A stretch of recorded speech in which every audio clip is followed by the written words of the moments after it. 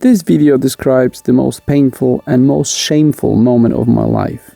This is a very personal story that was very difficult to write, and it's something that should have never happened. I've never talked about this to anyone in detail, so you'll be the first one ever to hear it. This video should be a warning about the consequences of breaking the most fundamental rules we need to follow in life. The story starts in 1989 when my mom decided to move to another country, leaving me and my brother with my dad. The main reason for that was money, but a few years ago she actually admitted that she wanted to get out of life in the poverty-stricken, gloomy communist country we were born in. She would stay 1 month away from home and then she would come back for 1 month, effectively being absent from our lives for half of the time. It was the beginning of a long list of problems that were created as a result of my mom's decision. I was 9 at that time and my brother was 6, and it was a new, devastating reality for us and our dad, affecting both our mental and physical health. And it's only now that, as a grown-up, I can understand how difficult it must have been for my dad to deal with that situation. My father is a very unique individual with low empathy, low resilience to stress, some anger issues, and he can be highly illogical in his decisions. He's not a bad guy, but he comes from a broken home himself, so he was not really the best parent to take care of us in that situation. In many respects, I'm the exact opposite of him, and as I was growing up, a conflict quickly developed between us that gradually got worse and worse over the years, and eventually it led to a situation where I dreaded him coming back home and I would just avoid being in the same room with him. He took care of us the best way he could, but it was not good enough to create a loving and nurturing environment for healthy children. Obviously, you need both parents for that. He had a much better relationship with my brother, but I believe me and him came out from all of this okay because we supported each other. We could never count on my dad to help us with anything. He just didn't have the mental toolkit necessary for it. Gradually, over the years, the bond between my parents got weaker, and in 1999, when I started college and moved out of the house, my mom announced that she was no longer going to be coming back home every other month and that she would be permanently staying in the other country, leaving my 16-year-old brother with my dad and breaking up our 4-person family unit.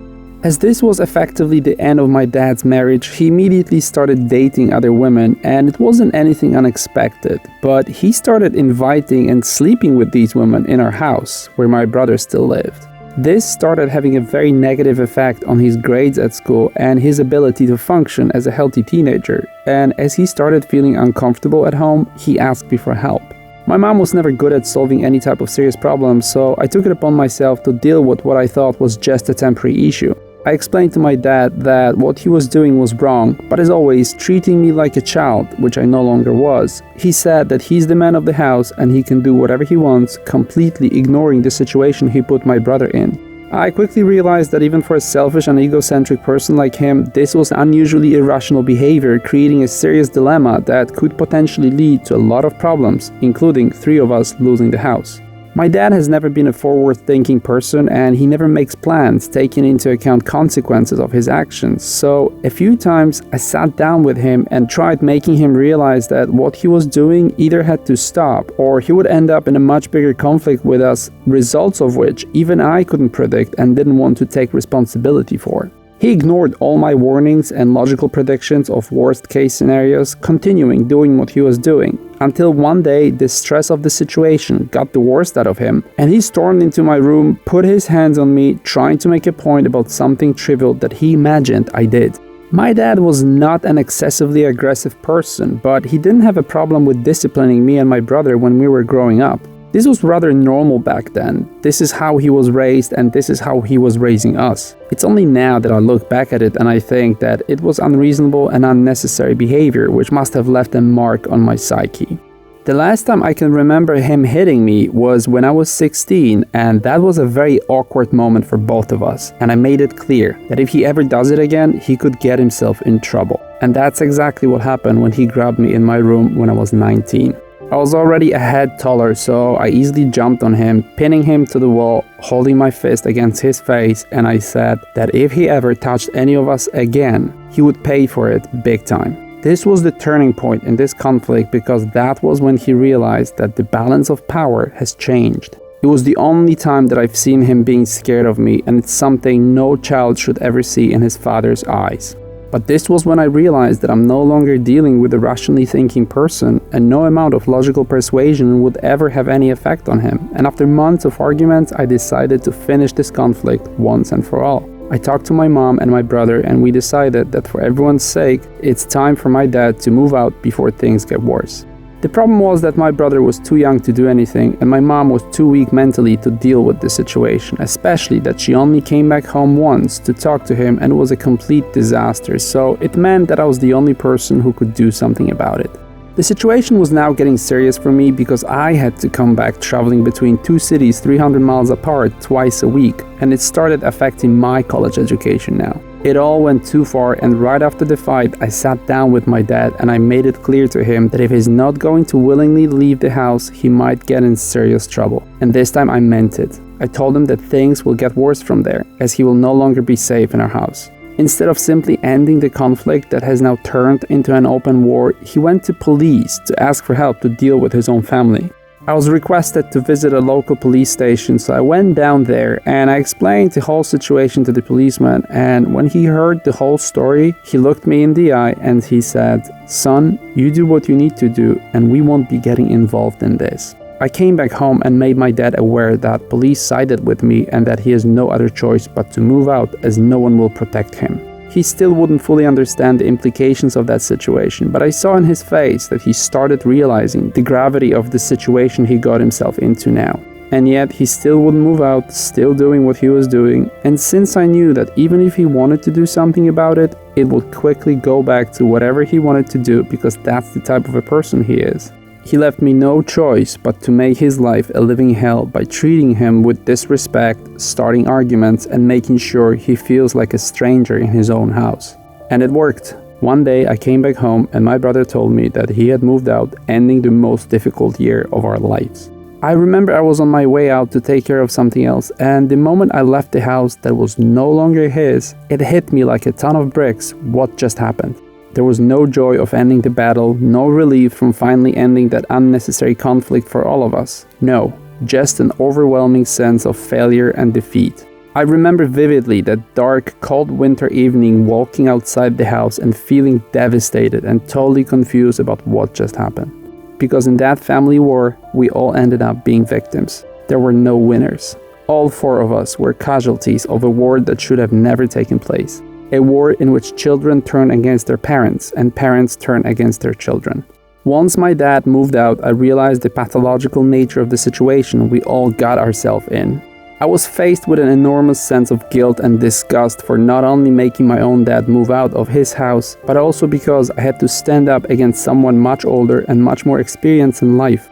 And then I realized that I probably lost my father and I had no idea if we would ever talk to each other again. Feel free to judge me. If I could turn back the time, I still don't know how this situation could have been de-escalated, and I believe this was still the best course of action, but I feel guilty to this day. Here's what I want you to take away from this video. I want you to understand that everything in life is an exchange of services, and because of that, everything you do in life is a part of an unformulated contract between you and other people. There are mutually understood, unwritten rules and regulations that govern this life from both biological and social perspective. And no matter how progressive or modern you consider yourself to be, every time you're in breach of this social contract related to the most fundamental elements of life, you will have to pay a penalty and deal with consequences. Family is a sacred unit that should be protected at all costs. Parents should take care of the well-being of their children, and children should make their parents proud of their sacrifices. Husbands should prevent their wives from leaving home to support the family, and wives should make sure their husbands don't need to look at other women. These are the timeless laws of our earthly existence. Every time you form a contract with another party, you need to take responsibility of respecting the rules of that agreement. If you start a family, you make sure that no one has to deal with the negative consequences of your bad decisions, and that you protect that which you decided to be responsible for. Whether it's a love contract or a business contract, you should always fulfill your obligations towards your contract partner. You respecting the most basic rules of life and social engagement will let you live a guilt-free life full of virtue. If you start a family or even get in a relationship, make sure that you deal with your problems yourself and make sure that others do not have to pay for your struggles. Enlightenment is taking responsibility for your life and freeing others from the slavery of your misery. Enlightenment is making other people's lives lighter by taking away the weight of your problems from them. Live in harmony and mutual respect, protect each other and stick together. There's a reason why every tyrannical regime in human history always wants to undermine and break the cohesion of this most fundamental social unit. Family is sacred, and it is the only bedrock on which a happy, fulfilled life of an individual can be built.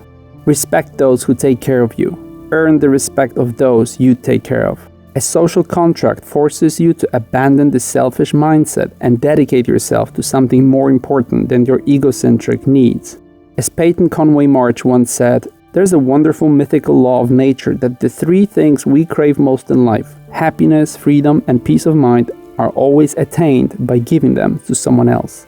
There's a sacred natural order to this life. You're supposed to acquire life wisdom from those who raise you. They're usually older and smarter than you. They have seen and experienced more, and they should be able to offer you guidance and protection from the perils of this life.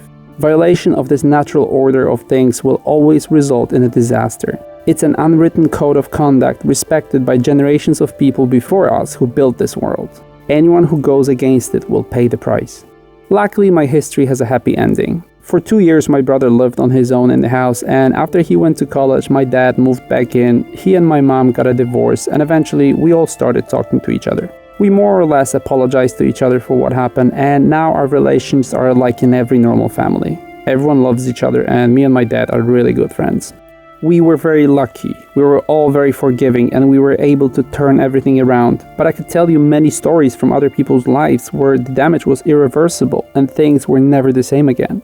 I believe that I will cringe for the rest of my life thinking about what happened, and although it wasn't a serious matter, I'll regret it for the rest of my life. Learn from my mistakes and always respect the unwritten rules of this life and never be in the breach of a love contract. Love, Peter. Thank you for watching. Watch more Peter Hedron videos. Please leave a comment and a like and subscribe to this channel.